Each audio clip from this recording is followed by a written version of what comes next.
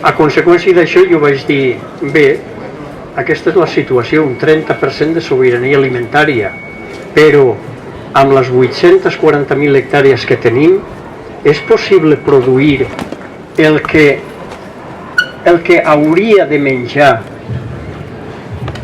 amb una alimentació, amb una dieta saludable els 7 milions i mig de catalans.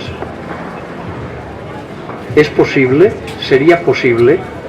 Doncs aleshores jo vaig, en base a bibliografia diversa i en base també a la meva experiència personal, vaig decidir de veure quina dieta hauríem de menjar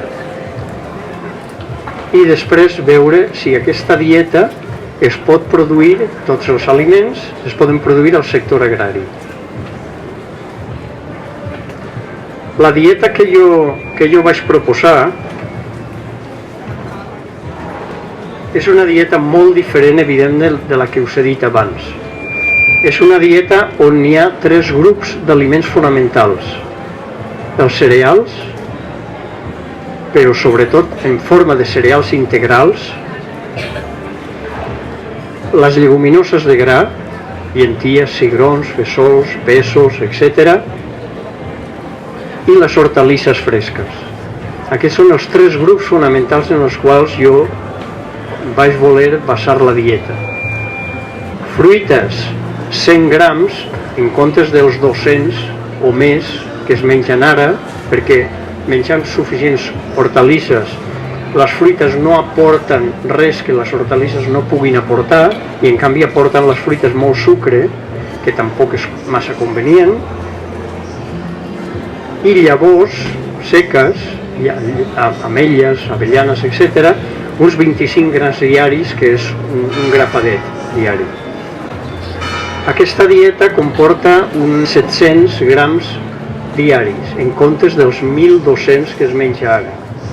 Amb aquesta dieta jo vaig fer l'estudi tenint en compte els rendiments mitjans a Catalunya en secà, quina superfície seria necessària. I jo me vaig plantejar, perquè no me diguessin que jo era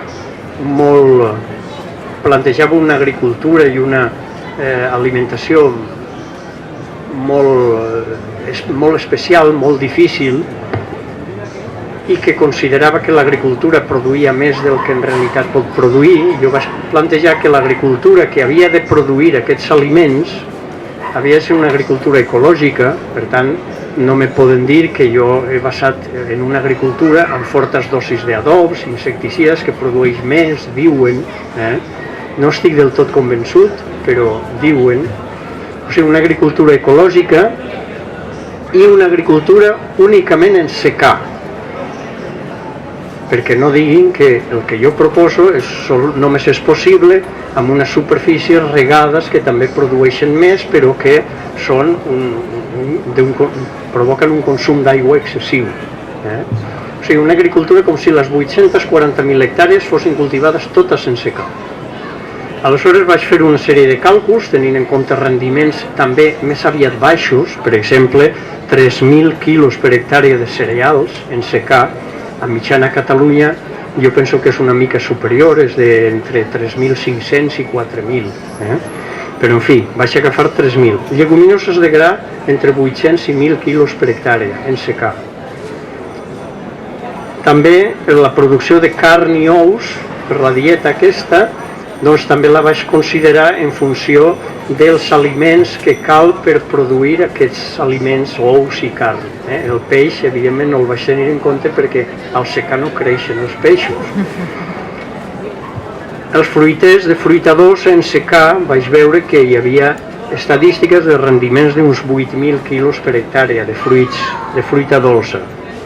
I fruiters de llavor seca, doncs uns 400 quilos per hectàrea d'ametlles avellanes en secà.